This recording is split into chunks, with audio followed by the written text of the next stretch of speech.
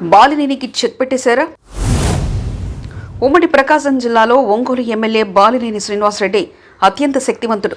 ఆయనకు తెలియకుండా చీమైనా కుట్టదని వైసీపీ నేతలు అంటుంటారు. సీఎం జగన్ క్యాబినెట్ నుంచి తప్పించినప్పటి నుంచి బాలినేని తీవ్ర అసంతృప్తిలో ఉన్న మాట నిజం. అలాగని ఆయనకు ప్రభుత్వంలో పలుకుబడి లేదనుకోవడం నిజం కాదు. బాలినేనిని సీఎం జగన్ చాలా అభిమానిస్తారు.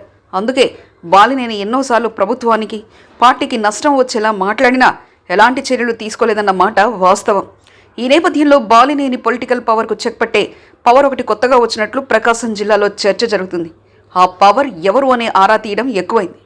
బాలినేనికి తెలియకుండా ప్రకాశం జిల్లా ఎస్పీ మాలికా కార్గ్ను తిరుపతికి బదిలీ చేయడం, అక్కడి ఎస్పీ పరమేశ్వరరెడ్డిని ఆమె స్థానానికి తీసుకెళ్లడం వెనుక బలమైన అదృశ్య శక్తి పనిచేసిందనే మాట వినిపిస్తుంది.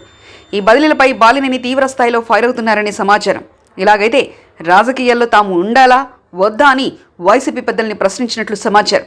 ఈ బదిలీల తెర వెనుక అసలేం జరిగిందని ఆరా తీయగా ముఖ్యమంత్రి వైఎస్ జగన్కు తెలియకుండానే తిరుపతి, ఒంగోలు ఎస్పీల బదిలీలు జరిగాయని సమాచారం. ఈ బదిలీలపై ఇటు సొంత పార్టీ, అటు ప్రధాన ప్రతిపక్షం టీడీపీ నేతలు కూడా అభ్యంతరం వ్యక్తం చేయడం విశేషం. దీంతో తదుపరి ఉత్తర్వులు వచ్చే వరకు రిలీవ్ కావద్దని తిరుపతి, ఒంగోలు ఎస్పీలకు సమాచారం వెళ్ళినట్లు తెలిసింది. అందుకే వాళ్ళిద్దరూ తమ విధుల నుంచి రిలీవ్ కాలేదని సమాచారం. ఒంగోలులో తనకు తెలియకుండా కొత్త ఎస్పీని తీసుకురావడం ఏంటని బాలినేని ప్రభుత్వ పెద్దలను ప్రశ్నించినట్టు సమాచారం. ఒంగోలు సిట్టింగ్ ఎంపీ మాగుంటకు టికెట్ నిరాకరించడాన్ని బాలినేని జీర్ణించుకోలేకపోతున్నారు. ఒంగోలు ఎంపీ అభ్యర్థులపై కొత్త పేర్లు వినిపిస్తున్నాయి. వారిని బాలినేని వ్యతిరేకిస్తున్నారని వార్తలొచ్చాయి. పుండు మీద కారం చల్లిన చందంగా ఇప్పుడు ఎస్పీ బదిలీలు తనకు తెలియకుండా చేశారని బాలినేని ఫైర్ అవుతున్నారు.